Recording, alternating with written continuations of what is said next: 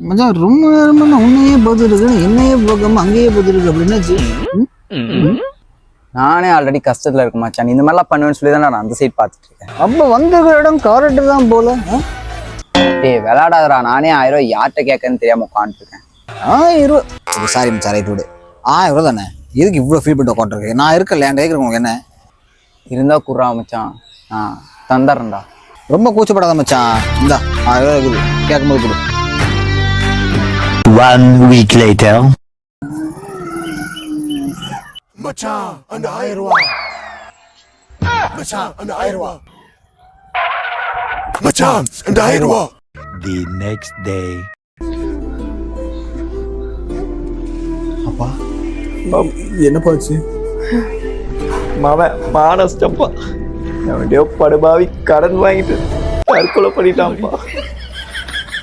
Flashback. காசை வாங்கிட்டு கொடுக்காம இருக்கேன் நான் இந்த சாவல் அதுக்கலாம். காசை வாங்கிட்டு கொடுக்காம இருக்கேன் நான் இந்த சாவல் அதுக்கலாம்.